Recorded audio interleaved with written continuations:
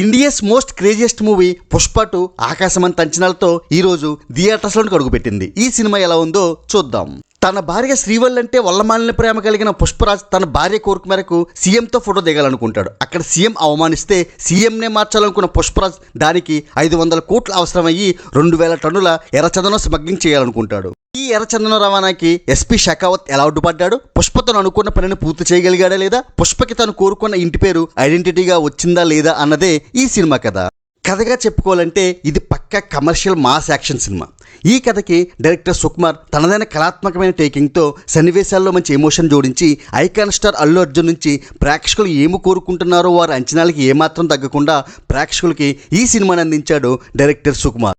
ఈ సినిమాలో సుకుమార్ కష్టం మనకి అడుగడుగునా కనిపిస్తుంది. అల్లు అర్జున్ పుష్పరాజ్ ఎలివేషన్ సన్నివేశాలను చాలా జాగ్రత్తగా శ్రద్ధగా తెరకెక్కించాడు director Sukumar. Allu Arjun intro fight, interval bang, Gangamma Jatara సన్నివేశాలు, క్లైమాక్స్ ఫైట్ వీటన్నిటిని చాలా జాగ్రత్తగా డిజైన్ చేశాడు డైరెక్టర్ సుకుమార్. ప్రతి పావు గంటకి ఒక హై వోల్టేజ్ ఎలివేషన్తో పుష్పరాజ్ క్యారెక్టర్ని అంచెలంచెలుగా లేపుకుంటూ క్లైమాక్స్ టైంకి చాలా హైకి తీసుకెళ్లిపోతాడు డైరెక్టర్ సుకుమార్. ఇంత హై వోల్టేజ్ యాక్షన్ సినిమాలో ఫ్యామిలీ ఎమోషన్ జోడించి ప్రేక్షకులను ఎమోషన్ గురి చేసి అక్కడక్కడ కంటతడి పెట్టించాడు సుకుమార్. శ్రీవల్లి క్యారెక్టర్ని చాలా బాగా రాసుకున్నాడు డైరెక్టర్ సుకుమార్. ఫ్యామిలీ ఆడియన్స్ కి శ్రీవల్లి క్యారెక్టర్ పిచ్చపిచ్చగా నచ్చేస్తుంది. జాతర సన్నివేశంలో శ్రీవల్లి చెప్పే డైలాగ్స్ ప్రేక్షకులచే చప్పట్లు కొట్టిస్తాయి. ఇక ఈ సినిమాలో ముఖ్యంగా చెప్పుకోవాల్సింది ఐకాన్ స్టార్ అల్లు అర్జున్ గురించి. ఇది Allu Arjun one man show. ఈ సినిమాలో అల్లు అర్జున్ తప్ప మనకి వేరే ఆర్టిస్ట్ కనిపించడు. అంతలా తన నటనతో అందరినీ డామినేట్ చేసి సినిమా అంతా తానే చెలరేగిపోయాడు icon star Allu Arjun. First half లో పుష్పరాజ్ గా యాటిట్యూడ్ చూపిస్తూ అదరగొట్టిన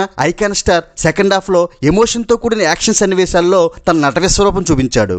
గంగమ్మ జాతర పాటలో Bunny dance movements, expressions goosebumps తప్పిస్తే క్లైమాక్స్ ఫైట్ లో బన్నీ నటనకి ఎమోషన్ అవ్వని ఈలలు వెయ్యని ప్రేక్షకులు ఉండడు. పెళ్ళాన్ని అతిగా ప్రేమించే భర్తగా, సిండికేట్ ని శాసించే డాన్ గా, ఇంటి పేరుని ఐడెంటిటీగా పొందాలనే తపన పడే వ్యక్తిగా ఇలా బన్నీ చాలా వేరియేషన్స్ తో కూడిన తన పాత్రకు పూర్తి న్యాయం చేశాడు.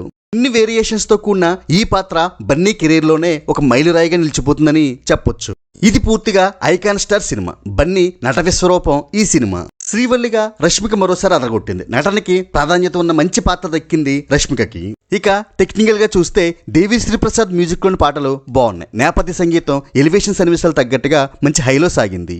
ఇన్ని ప్లస్ పాయింట్లు ఉన్న ఈ సినిమాలో మైనస్ పాయింట్లు కూడా లేకపోలేదు. అక్కడక్కడ సినిమాలో లాజిక్లు మిస్ అయ్యాయి.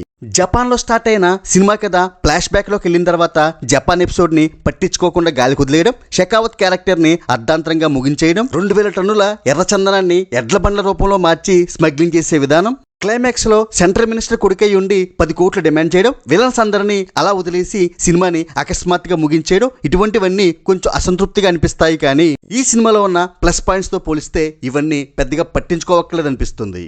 టోటల్ గా సినిమా ఎలా ఉంది అంటే ఇది ప్రేక్షకులకు నిర్మాతలకు కూడా ఇది పక్క పైసా వసూలు సినిమా. 2000 కోట్లు కలెక్ట్ చేసే సత్తా ఉన్న సినిమా. ఐకాన్ స్టార్ అల్లు అర్జున్ నటన్ని, సుకుమార్ దర్శకత్వ ప్రతిభని చూడడానికి ఫ్యామిలీ అంతా కలిసి వెళ్ళి చూసే మంచి సినిమా ఇదని చెప్పొచ్చు. Please do like, share and subscribe cine master. Thank you. మీ కృష్ణారెడ్డి.